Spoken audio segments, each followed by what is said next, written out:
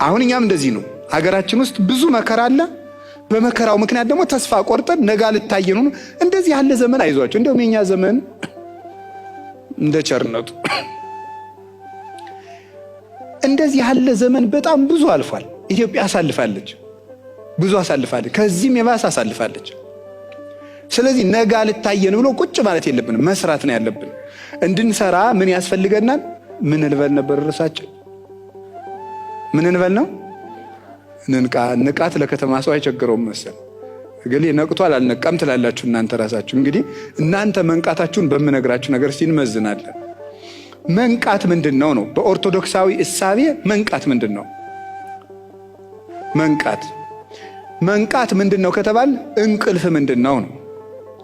እንቅልፍ በኦርቶዶክስ አስተሳሰብ ወይም ደግሞ ኦርቶዶክሳዊ መጽሐፍ ቅዱሳዊ ሐሳብ የሚታየው እንቅልፍ የሚባሉት ሶስት ነገሮች ናቸው። እንቅልፍ የሚባሉት እነዚህ ምንድናቸው? አንደኛው ኃጢአት ነው። እንቅልፍ የሚባለው ኃጢአት እንቅልፍ ነው። ስራ ለመስራት መጀመሪያ ማድረግ ያለብን መንቃት ነው። ኃጢአት እንቅልፍ ነው። የተኛ ሰው ቤቱ ይዘረፋል፣ ቤቱ ይሰረሰራል፣ ሀብቱ ይዘረፋል፣ እሱም ሊገደል ይችላል፣ ቤቱም ሊቃጠል ይችላል። በኃጢአት የተያዘ ሰው ጸጋውን ያጣል። ኃጢአት ማለት ምን ማለት ይመስላችኋል? ኃጢአት ማለት የግዕዝ ቃል ነው። ኃጢአት ሀጣ አጣ፣ ኃጢአት ኃጢኦት ማለት ኃጢአት ማለት ማጣት ማለት ነው። ማጣት ማለት ነው ኃጢአት ማለት። ሰው ኃጢአት ሲሰራ ማንን ነው የሚያጣው? እግዚአብሔርን ያጣዋል። እግዚአብሔርን ያጣል። እግዚአብሔርን ያህል አባት ገነትን ያጣል፣ ቤተክርስቲያኑን ያጣል፣ ራሱን ያጣል፣ ወዳጅም ያጣል። ገንዘብ ራሱ ኃጢአት ከበዛ አይበረክትም፣ አይቀመጥም። ገንዘብን የሚያጠፋው ኃጢአት ነው። ስለዚህ ኃጢአት ራስን ያሳጣል፣ ጉልበት ያሳጣል፣ ሀብት ያሳጣል፣ ወዳጅ ያሳጣል፣ ቁመናን ያሳጣል፣ አይምሮን ያሳጣል፣ አስተሳሰብን ይነሳል፣ ይጎትታል፣ ተስፋ ያስቆርጣል፣ ነገን ያሳጣል፣ ዓላማ የለሽ ያደርጋል፣ የምንኖርለት ነገር እንዳይኖረን ያደርጋል፣ ሰማይ እንዳይታየን ያደርጋል። ኃጢአት የማይጠቅም ገመድ ነው፣ አስሮ የሚይዝ ለጊዜው ደስ የሚል በለስ የተባለ ለዚህ ነው። በለስ ለጊዜው ሲበሉ ሲጣፍጣል፣ ቆይቶ ይመራል እንደተባለ ስናስቀድስ ሰምታችኋል። የተቀመጣችሁ ተነሱ ይላል ዲያቆኑ። የተቀመጣችሁ ተነሱ ማለት በኃጢአት አልጋ የተኛችሁ ሰዎች በንስሐ ተነሱ ማለት ነው። ስለዚህ እንንቃ እነኑን እንከ ከመእልኩ፣ እነዚያ እንደተኙት እኛም አንተኛ ይላል ቅዱስ ጳውሎስ። እነዚያ እንደተኙ እኛም አንተኛ። ከኃጢአት መንቃት የሚቻለው በምንድን ነው? አንድ በንስሐ ነው። ንስሐ መግባት ነው። ዛሬውኑ ንስሐ መግባት አለብን።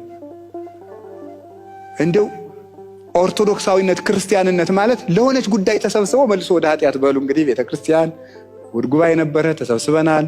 ሰኞ ደግሞ ወደ ኃጢአታችን እንመለሳለን። ደህና ሰንብች። ሌላ ጊዜ ደግሞ ስራ ሲኖር ጥሪኝ የሚባል አይደለም። ገብቶ መቅረት ነው እና ሊበቃን ይገባል። ከሞት ጋር ደግሞ ስምምነት የለንም። እግዚአብሔር መቼ እንደሚጠራን አናውቅ። አሁን ነገ ስንል ኑ ብሎ ድንገት ያነሳናል። መቅረዟን ድንገት እፍ ብሎ ያጠፋታል። ስለዚህ ንስሐ መግባት አለብን ሁላችንም።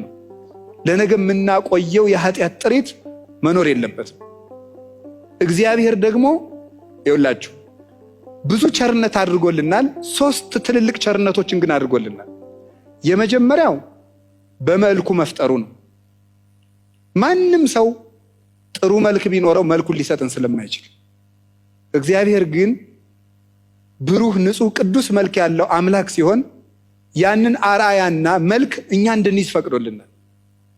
ስለዚህ መጀመሪያ ቀዳሚት ሰው ሀበነ አርአያሁ ክብርተ እንዳለ ቅዱስ ጎርጎርዮስ ሃይማኖተ አበው ምዕራፍ 60 ላይ መጀመሪያ ክብርት አርአያውን ሰጥቶ ፈጠረን። ይሄ ትልቅ ቸርነት፣ ትልቅ ልግስና ነው። እንደምታውቁት ነው። እግዚአብሔር አውሬ አድርጎ ቢፈጥረን ይችል ነበር። ሰው አድርጎ በመልኩ ፈጥሮናል። ሁለተኛ እግዚአብሔር ያደረገልን ቸርነት ሰው ሆኖ መምጣቱ ነው።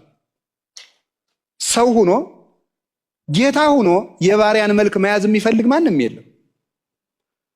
ወነሳ አራያ ገብር፣ እሱ ግን የባሪያን መልክ ይዞ መጣ ይላል ፊልጵስዩስ ምዕራፍ 2 ቁጥር 8 ላይ የባሪያን መልክ ይዞ መጣ።